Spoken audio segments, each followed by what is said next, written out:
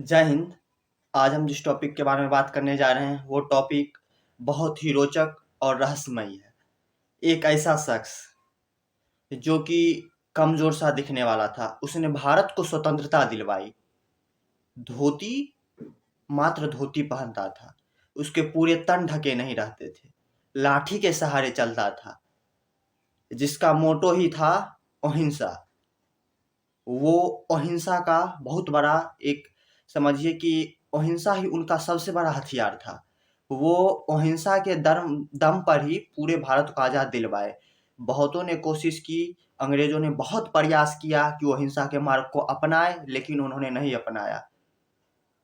उन शख्स का कहना था कि बुरा मत देखो, बुरा मत कहो, बुरा मत सुनो। जो इन्हें कहते हैं उनसे तुम दूर ही रहो। आप समझ गए होंगे मैं किन की बात करने जा रहा हूँ।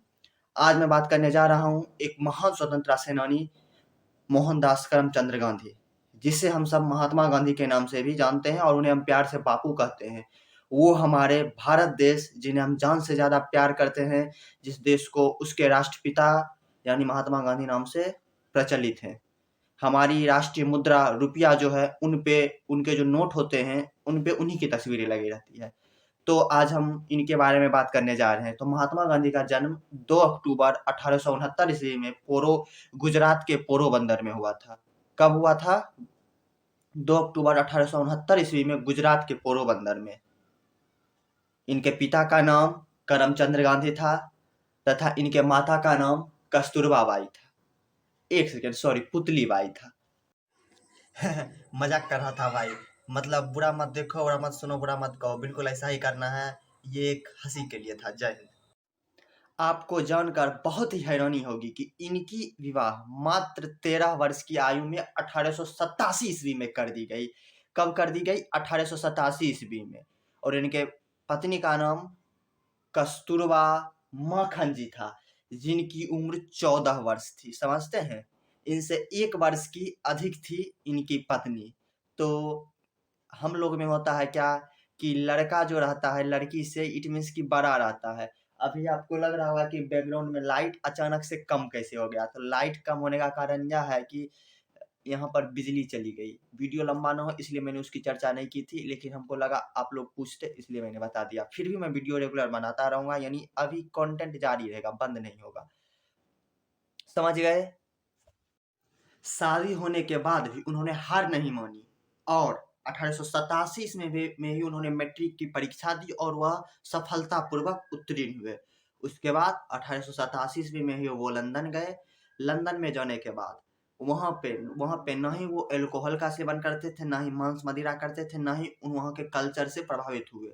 हम रहते, आप रहते तो वहाँ का जींस शर्ट ब्लेजर त्लेजर मार के घूमते। और उन्होंने देखा, 1897 ईस्वी में गए लंदन और वहां से जानते हैं क्या हुआ? वो वहां से लॉ की डिग्री प्राप्त किए। लॉ की डिग्री प्राप्त करने के बाद वो 1887 ईस्वी में गए थे और वहां से आए 1891 ईस्वी में, यानी 1891 ईस्वी में वो भारत आए और भारत में उन्होंने अपना पहला केस लड़ा। तो आपको ये जानकर बहुत ही हैरानी होगी कि जो शख्स लंदन जैसे बड़े शहरों में जाकर भी अपने कल्चर को नहीं भूलता है, हम अपने ही शहर में, अपने ही देश के अपने शहर में जाकर कल्चर को भूल जाते हैं। तो ऐसे महान स्वतंत्रता सेनानी को दिल से सलाम है, उन्हें सलाम करना भी चाहिए।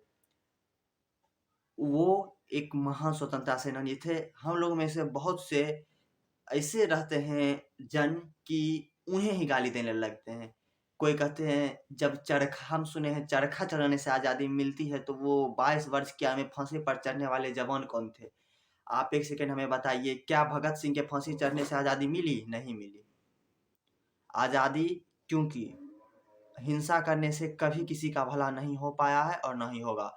इन्होंने अहिंसा के मार्ग को अपनाया। इनका सबसे बड़ा हथियार अहिंसा रहा और आज हमारा देश आज़ाद है। जय हिंद। मिलते हैं अगले वीडियो में। वंदे मातरम।